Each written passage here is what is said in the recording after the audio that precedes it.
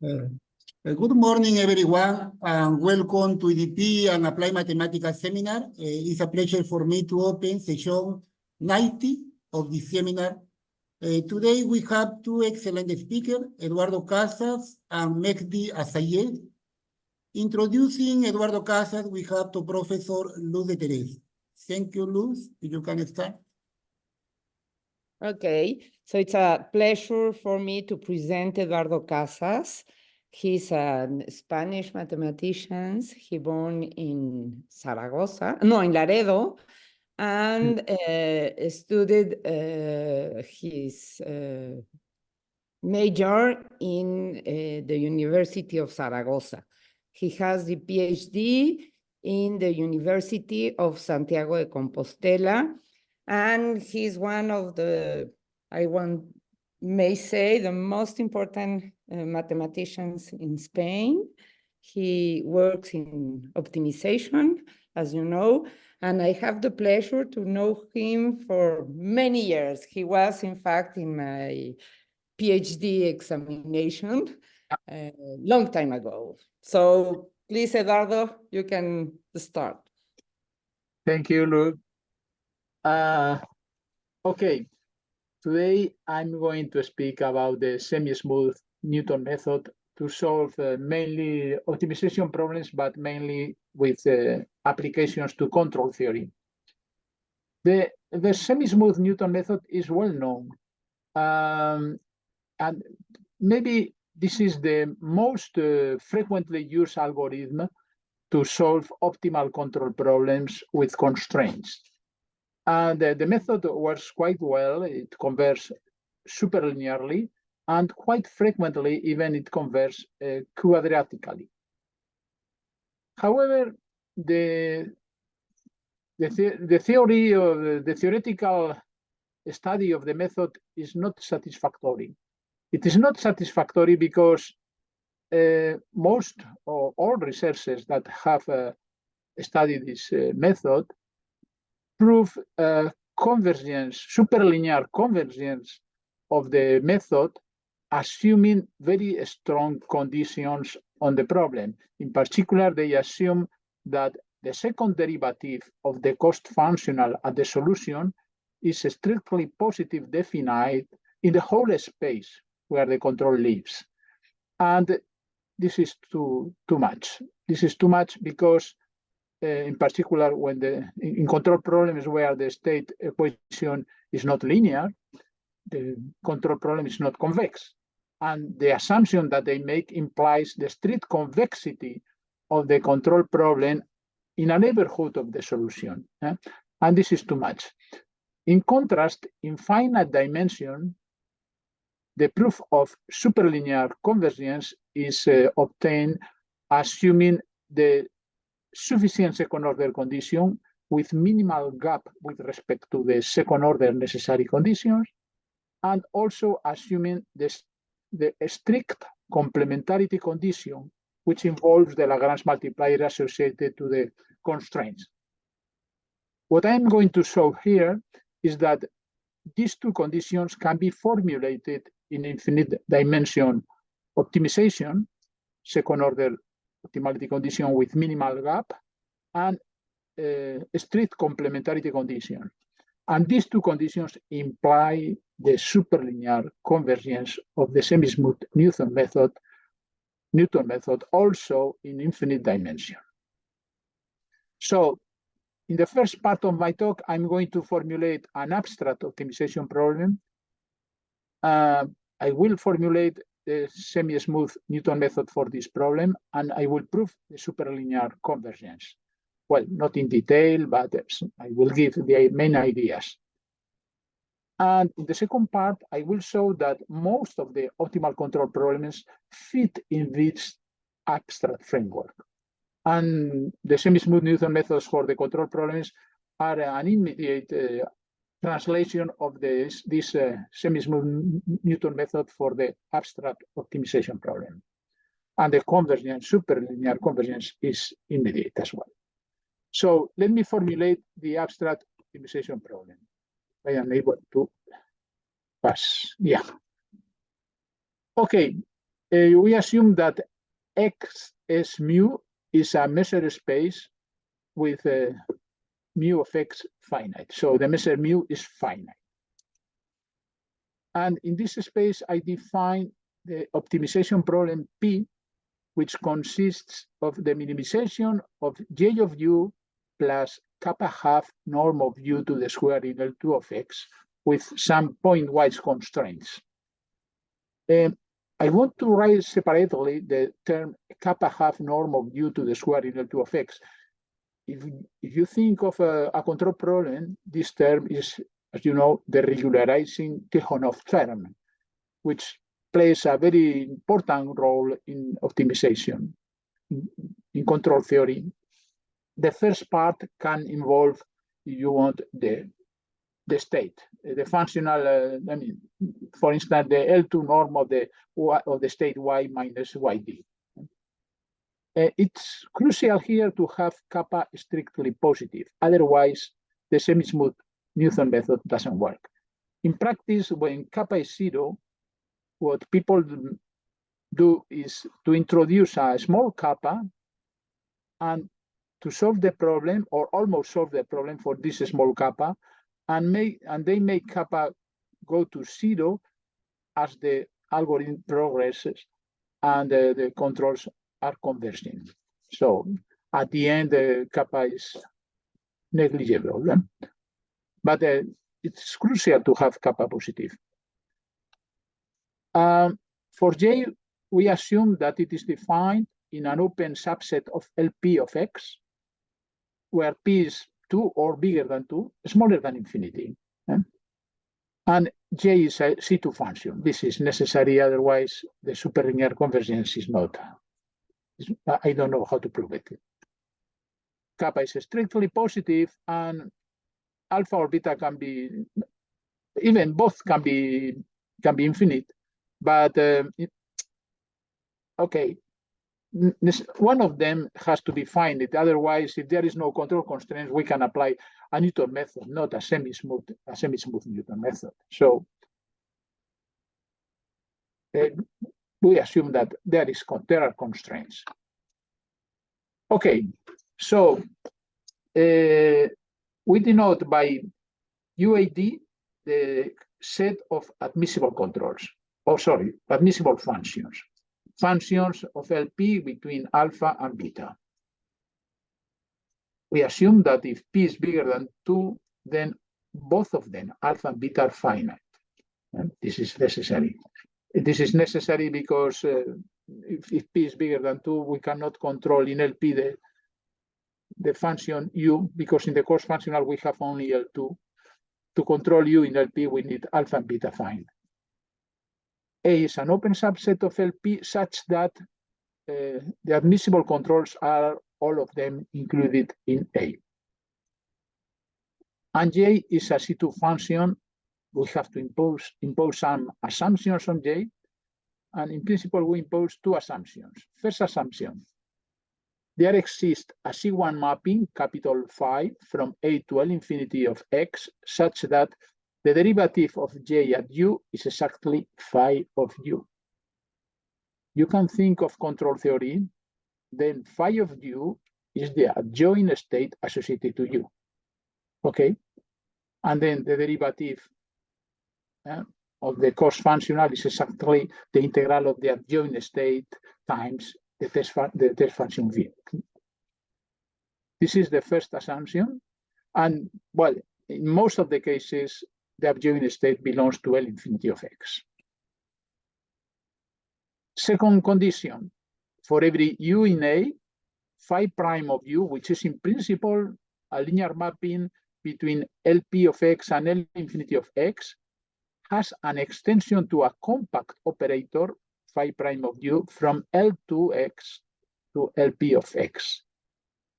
And also we assume that the mapping phi prime associated to every U, the linear mapping phi prime of U between L2 of X and LP of X is continuous. Okay. This is the situation, in fact, that we will see later, for optimal control when we consider phi u as the adjoint state. These assumptions are fulfilled. Okay, I'm not going to discuss about the existence of a solution. This is not the goal here. It is obvious if alpha and beta are finite, but I'm going to assume that there exists a local minimum, local in the L2 sense, or LP sense, which are equivalent when in both cases in our problem. And I'm going to write first and second order optimality conditions for this problem. First of all, to simplify the analysis of the first and second order analysis, we introduce the functional J different from the calligraphic J. And so J of U is the calligraphic J of U plus the regularizing Tikhonov term. And the problem can be formulated as the minimization of J of U when U runs the set UAD. Because of our assumptions on calligraphic J, we have that the derivative of J at U in the direction V is the integral over X of phi U plus kappa U V. And the second derivative can be written in this form because phi is a C1 function with respect to U. Since J is of class C2, this bilinear form is symmetric, so it's also, we can permute V1 and V2, they are identical. Okay, this is easy. This is nothing new. We define the cone of critical directions associated to a local minimizer U bar. From now on, U bar will denote a local minimizer of problem P, and the cone of critical directions denoted by CU bar is defined as the set of elements V in L2 of X satisfying these conditions.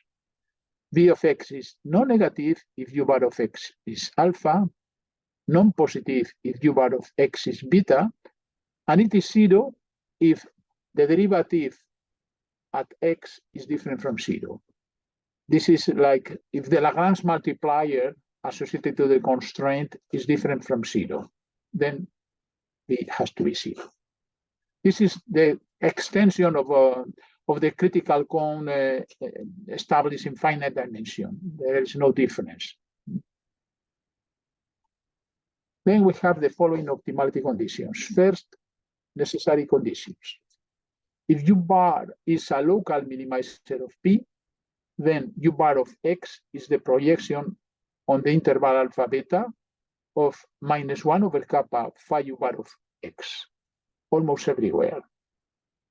This follows from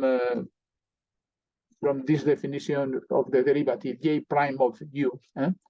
So it's enough to write that J prime at U bar in the direction U minus U bar is non-negative for every U in the set of admissible controls, and using the usual approach to deduce that U bar is the projection of -1 over kappa phi U bar of X. This is first order optimality condition. And we have the necessary second order optimality condition. The derivative of J at U bar in the direction VV is non-negative whenever V belongs to the cone of critical directions. Okay. Now, sufficient optimality conditions. If U bar is admissible and satisfy the first order optimality condition, and also this second order optimality condition, so we change bigger or equal to 0 by a strictly positive for every function V in the cone of critical directions, of course, excluding 0. Then we have the existence of delta and epsilon strictly positive, such that J of U bar plus delta half norm of U minus U bar to the square in L2 of X is smaller or equal to J of U for every admissible controls, which is to a distance epsilon or less of U bar. So this implies in particular that U bar is a strict local minimizer of problem P. So this is the minimal gap second order condition. We know that we have to write strictly positive. It's not enough to write a bigger or equal to 0. So, but this gap is minimal. Okay. Now, I'm going to make now an additional hypothesis. As I said, U-bar denote a local minimizer of P, satisfying the sufficient second order optimality condition that we have written before. And also, we assume that the measure of the points x such that U-bar of x is active, so it's alpha or beta, and however the derivative at x is 0, the measure of this set is 0. This is the strict complementarity condition formulated in infinite dimension. In finite dimension, it's easier because the number of constraints is finite, but in infinite dimension, we have a constraint for every point x.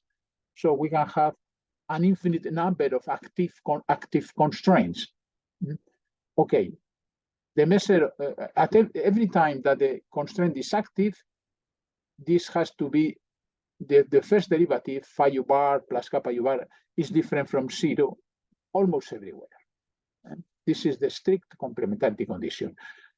And we are going to see just now which is the role played by this strict complementarity condition. Let me denote by EU bar tau this subspace of L2 of x. This is a closed subspace. Here tau is a strictly positive number. Okay. If you recall, CU bar and for the elements V at CU bar, we assume that V of x is 0 when the derivative is not 0. That was the assumption. Here we assume only that V is 0 if the derivative is big enough. So bigger than a certain tau.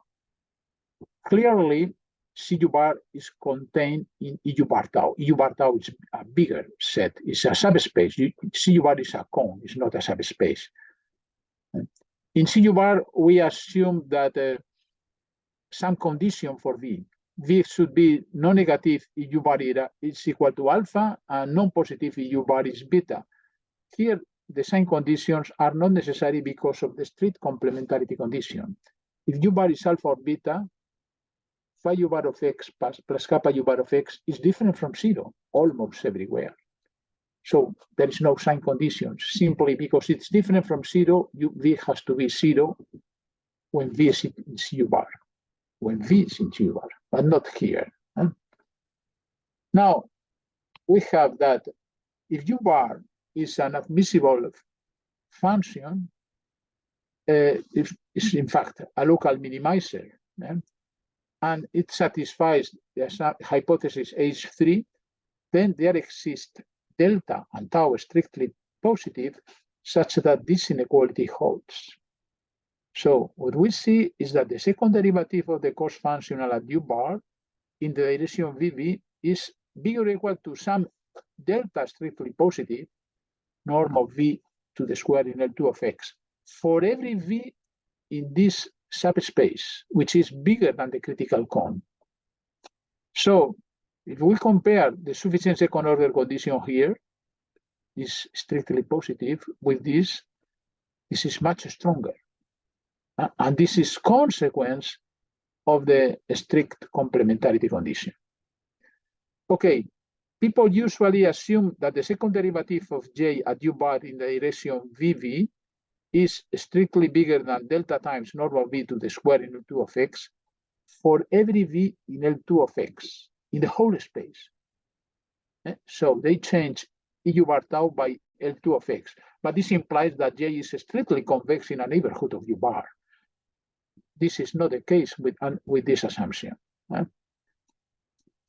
So using this inequality, we can prove the superlinear convergence of the Semismooth Newton method, which follows, this inequality follows from this quite natural assumption.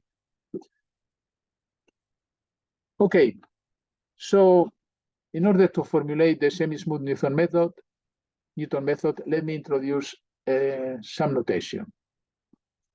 With psi of t, I denote the projection over alpha beta of -1 over kappa t. Sorry. And capital psi is a function from L infinity of x to L infinity of x, with such that to y, psi of y in a point x is little psi in y of x. So is the projection of the function -1 over kappa y, actually.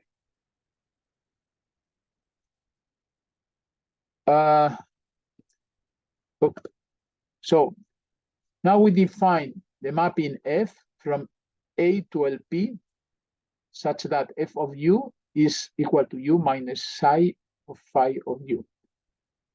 Now we observe that f of u is 0 if and only if u of x is the projection over alpha beta of -1 over kappa phi u of x, almost everywhere. So f of u is 0 if and only if u satisfy the first order optimality conditions. So this is the equation that we want to solve in order to compute a local minimizer. We have to solve the equation f of u equal to 0.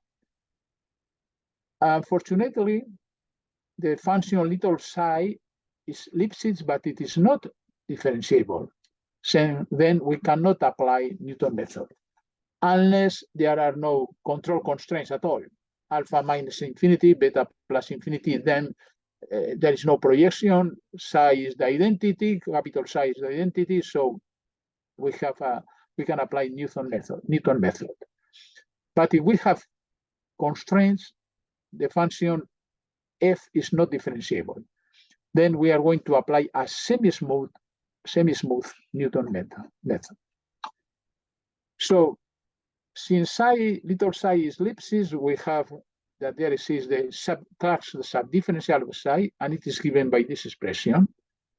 The subdifferential of psi at t is 0 whenever -1 over kappa t is not in the interval alpha beta, closed interval alpha beta, is -1 over kappa if it is inside the interval, in the interior of the interval alpha beta, and if it is on the boundary of the interval, is the interval -1 over kappa 0. This is the Clark subdifferential. So now I am going to introduce the semismooth function. First, we define the multi-function partial of f from A to the set to the space of endomorphisms in LP of x by the following. Df of u is the set of mappings M, the continuous and linear mappings from LP of x to LP of x, such that MV applied to x is v of x minus h phi u of x. Recall that phi u is a L infinity function that I evaluate at x. And h is Lebesgue measurable, any function, any Lebesgue measurable function, such that h of phi of x belongs to the subdifferential, Clark subdifferential of psi at phi of x. And we have the derivative. Okay, then the theorem is that f is partial f semismooth in A. This is consequence of the results proof, for instance, in the book by Michael Ulbricht about the semismooth Newton method. An interesting book where, in particular, he considered this type of functions. And this is an immediate corollary of the abstract results that you can find in the book. Well, what is a semismooth function? We say that f is a delta f semismooth at a point u of A if this condition holds. So the limit when v tends to 0, but given v, we take the supremum on M where m runs the subdifferential of f at u plus v. And this has to be 0. For instance, if f is a C1 function in the set A, it's semi-smooth. And partial f is simply the derivative of f at u. Okay, what is the interest of this definition? This definition is fulfilled by our function f, the f that I have defined before. The interest is that we have this semi-smooth Newton method. We want to solve f of u equals 0, and the idea is to start with a point u0 in A. We set j equals 0, and for every j, we select mj in the subdifferential of f at uj, and we solve this linear system, and we compute uj plus 1 equal to uj plus vj. And we repeat until we get to the convergence, until we get that the vj is very small, or f of uj is really very small, or both things, in fact. So this is like the Newton method. The only difference is that mj is not the derivative of f at uj. It's an element of the subdifferential of f at uj. And we have the following result concerning the convergence of this algorithm. Suppose that the following regularity condition is satisfied. For every j, the operator mj is invertible. This is crucial because we want to solve this linear equation univocally, and we want to have a unique solution of this equation. So the operator has to be invertible. And in addition, we assume that there exists a constant CF such that the norm of the inverse is smaller or equal to this constant for every j. Then there exists delta strictly positive such that for all u0 in A, such that the distance to u0 to u1 is smaller than delta, the sequence uj expanded by the semi-smooth Newton method converges superlinearly to u bar. So we want to apply this theorem. We have to select in a convenient way mj in the subdifferential of f at uj, such that these mj are invertible and we have a uniform bound for all of them. Then we get the superlinear, locally superlinearly convergent. Locally, as the Newton method. This is theorem. Okay, in the Newton method, we get quadratic convergence if we assume that the derivative of f is still Lipschitz. Here, in principle, we get superlinear convergence. How can we select mj satisfying these two assumptions, invertibility and boundedness?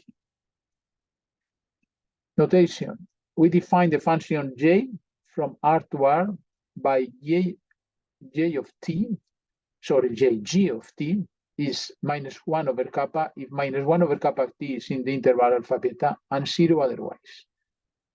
So g of t belongs to the subdifferential of psi of t. We have made one choice. In the case where -1 over kappa t is alpha or beta, the subdifferential is the whole interval -1 over kappa 0. In this interval, we select 0, the value 0. This is the choice that we make. Now, for every u in A, we define the operators mu that they belong to this subdifferential of f at u in this form. And u of v is v minus hu times phi prime of uv, where hu of x is g of phi u of x. Okay, phi u is in L infinity. I evaluate phi u at x, and g, the final value is either 0 or -1 over kappa. -1 over kappa if phi of u of x times -1 over kappa is in alpha beta. And otherwise, this is 0. This is our choice. Okay. I want to prove that mu is invertible, at least if u is close enough to u bar, our local minimizer satisfying the two conditions, sufficient second order condition and also strict complementarity. We define IU, the set of points where -1 over kappa phi u belongs to the interval, the open interval alpha beta, and AU the complementary. So HU of x is -1 over kappa on IU, and it is 0 on AU. So here HU of x here is 0, and here is simply -1 over kappa. Then I want to solve the given W in LP. I want to prove that this equation has a unique solution V bar in LP. But looking at the value of mu V bar,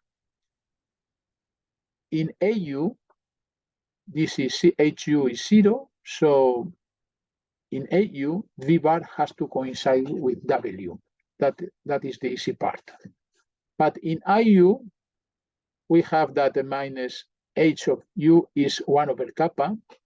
So the equation is V bar of x plus 1 over kappa phi prime u V bar of x. And this must be equal to W of x. Okay, this is the system that we have to solve. We are going to introduce the characteristic function of IU, function which is 1 in IU and 0 outside, and the characteristic function of AU, 1 in AU, 0 outside. The sum of both is 1. So in IU, V bar of x can be written in this form. Here, V bar can be written as chi of IU V bar plus chi AU of V bar. And chi AU of V bar coincides with chi AU of W because V bar and W are the same on AU. So I left on the left-hand side chi IU of V bar, and on the right-hand side, I put -1 over kappa f prime u kappa AU W. And this is chi IU W because we are in IU. So we have to compute chi IU V bar. This is the equation that we have.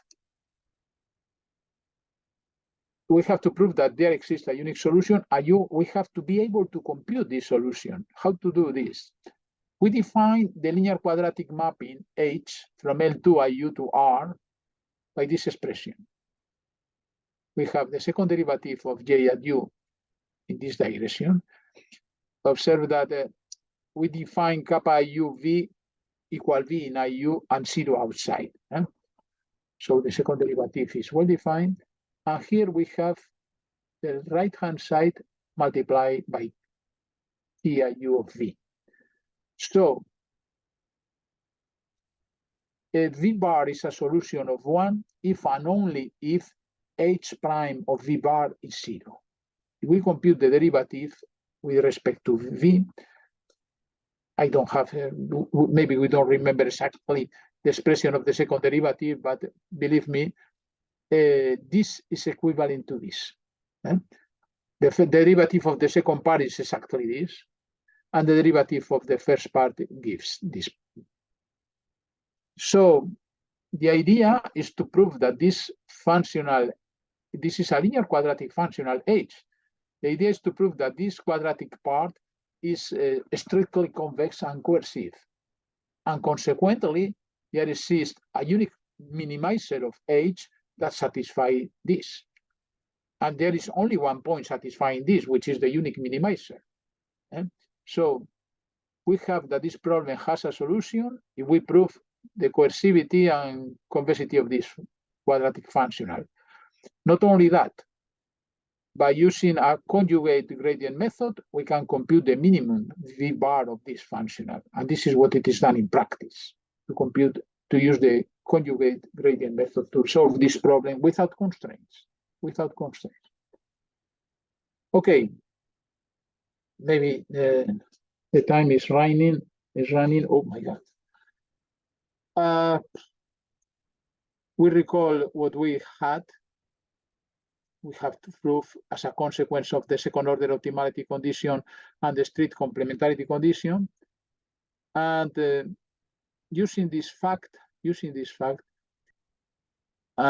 can prove that L2 of IU is contained in this subspace, and consequently, the derivative at U bar in the direction kappa IUV is bigger or equal to delta times norm of V in L2 IU to the square. But using the continuity of the second derivative from A to L2 LP, or even in the L2 L2, we have this. From this, we have that in a neighborhood of U bar, instead of delta, we have delta hat, using the continuity of the second derivative. So the epsilon comes from here, to pass from here to here, and the delta comes from the theorem that we mentioned before concerning this subspace. Okay, so this implies that, well, mu is clear that it is linear by definition, and it is continuum by definition. And we have proved that it is bijective. For every W, there exists a unique solution of the equation. So using the open mapping theorem, we deduce that mu is an isomorphism for every U in this ball. Now, using the previous equation, it's also possible, it's not difficult to prove that they are uniformly bounded for every U in this ball. So this implies that the Semismooth Newton method that I wrote before converges superlinear. Okay, and this is the key point to prove the convergence. Okay, let me apply these two control problems. Here, omega is as always an open bounded subset of Rn. N is between 1 and 3 with ellipsis boundary gamma. If N is 1, we consider omega an interval, and gamma is the boundary. In omega, I consider an elliptic operator. We can think of the Laplace operator with A0 here bigger or equal to 0, and this is elliptic operator. Okay. So first, I consider a semilinear elliptic control problem. So this calligraphic J of U is defined in this form. It depends on this state YU. YU is the state associated to U. This is a semilinear elliptic equation, and we have control constraints and kappa positive. This is the Tikhonov term. Okay. Well, we make assumptions, monotonicity assumption on F, some condition F at 0 belongs to LP bar with P bar bigger than n-half. These conditions are made to have a unique solution that is not only in H1, but also in L infinity. And we assume that the first and second derivative are locally bounded, whenever Y is bounded. And the second derivative are continuous in this with respect to Y, uniformly in X. For L, we make similar assumptions. Well, the derivative is bounded by a function in LP bar, so that the adjoint state is also bounded. So then we go a bit fast because I don't have much time. So this problem fits in the abstract framework, taking capital X equal to omega, mu is the Lebesgue measure, P equal to, and A equal to L2 of omega. And phi is the mapping from L2 of omega to Y, which is A01 of omega intersection C omega bar, defined by phi of U equal capital phi of U equal phi U. This is the adjoint state associated to U, the solution of this adjoint state equation. Okay, and this mapping is C1. I will see this later. And any local minimizer of P1 satisfies this identity. So -1 over kappa phi U bar of X. So the equation that we have to solve is this one, where f of U is this. Psi is defined as before, as in the abstract problem. So this is the equation that we have to solve. And the assumptions required for phi are fulfilled. This is not difficult. First, we have that the mapping control to state is of class C2. This is an easy consequence of the implicit function theorem. The first derivative is given solving this problem. The derivative of g at u in the direction v is the solution of this problem. The second derivative in the direction v1, v2 is the solution of this problem. And the mapping phi is of class C1. And the first derivative, eta v, derivative of phi at u in the direction v, is the solution of this problem. Okay, this follows from the derivation of the previous inequality.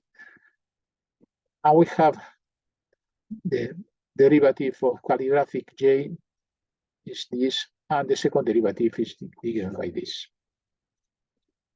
Okay, using this fact, it's easy to prove that phi satisfies the necessary condition. Okay, a second problem is a bilinear control problem. Here the control is boundary and it is multiplicative. It's bilinear. The problem is bilinear here. And, you know, j of u is defined a similar way. Here you assume that alpha is non-negative. Alpha is non-negative. Beta has to be defined if n equals 3.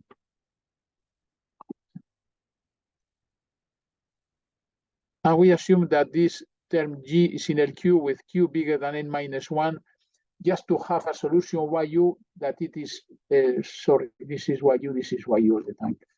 The solution belongs, we want a solution in L infinity of x, so for this we need q to be bigger than n minus 1. And a0 different from 0, since this is a probing problem. Okay, now capital X is gamma, and mu is the n minus 1 dimensional measure on gamma. P can be taken equal to 2 if n equal to 2, but it has to be taken bigger than 2. And we can assume that P is smaller or equal to 3 if n equal to 3. And what we can prove, this is something that we have, this is not so immediate. This is by using the implicit function theorem, we can prove that there exists an open set in LP of gamma containing the set of functions in LP which are non-negative. For every u in this open set, there exists a unique solution of the state equation in H1 intersection C omega bar. And for every u, we have the adjoint state is the solution of this adjoint state equation. And how is phi now? Phi goes from A to L infinity of gamma, and it is defined by phi of u equal to minus y of u times phi of u restricted to gamma. So this time is not the adjoint state, it's the product, because the optimality condition involves not only the adjoint state, but also the state in this form. And we'll see later. This is phi now. But the mapping control state is differentiable. We have expressions of the derivatives. I think I am running out of time. You have like 10 minutes, I think so. Well, we can extend 10 minutes if you want. Oh my God. So the mapping associated to the control, the adjoint state is C1, and the derivative of S at u in direction V is the solution of this equation. And phi prime, phi, which is the product of the state and adjoint state minus restricted to gamma, phi prime is of class C1, and this is the expression of phi prime of u in the direction V. And we have the first derivative, the second derivative. Okay. So the first derivative, what we have minus yu phi u. And finally, any local minimizer of P2 satisfies the first order optimality condition, which is this one, which is essentially this. Okay. And this is the equation that we have to solve once again. And it was assuming that the sufficient second order condition holds as well as the strict complementarity condition. And very fast, semi-linear parabolic control problem. The structure is the same. Now we have alpha beta finite. And this problem fits also in the abstract framework, taking x equal to q, p equal 2 if n is equal 1, and p bigger than 1 plus n half if n is equal 2 or 3. Once again, we need the control in LP with P big enough to have a solution in L infinity. We have to recall that if Y does not belong to L infinity, the relation control to state is not differentiable in general, unless F is low nonlinear. The nonlinearity is very low. But if the nonlinearity is exponential of order 3 or 5, or well, it's not differentiable. We need Y in L infinity. Imagine that this could be the exponential of Y.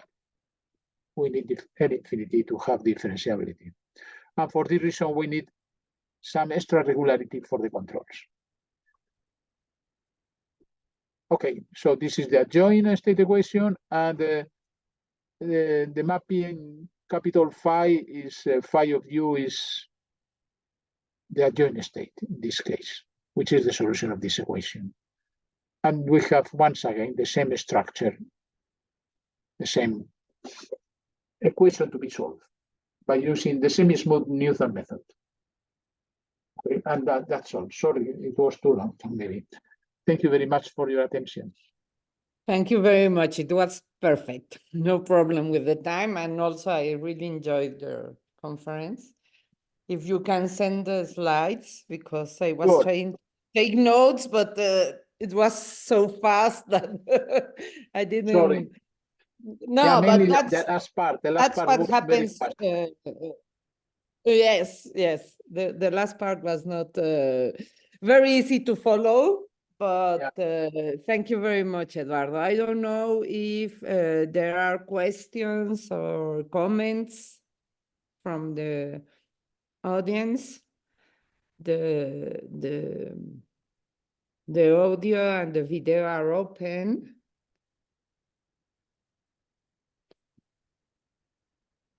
If you want to ask something, can you go for the problem P3, please?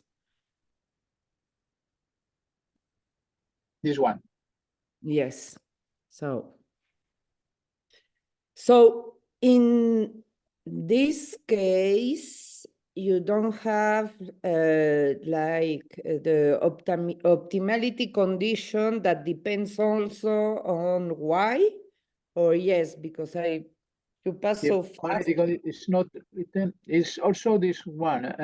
This is the optimality condition finally. Okay. But in the, I think, problem P1, you have like a dependence on the solution and of the direct problem and then of the adjoint, I think. Yes, no, there. No. And problem P2. But this is P2, I don't remember which number. Yes, you have like... we have this bilinear term. Yes. It involves, if you look at the first derivative of J, yes. This is integral in gamma of yu phi u times v. Yes, because you have like a bilinear control. In the other one, no. Okay. Yes. It was so fast that I was like lost in this part. Sorry. Sorry. Thank you very much. I thought we had 40 minutes and I have realized that I have passed a long time. No, very nice talk. Thank you, Eduardo. I don't know if you want to... Juan, Ana... Thank you, Luz. Thank you a lot, Professor Eduardo Casas, for your amazing talk.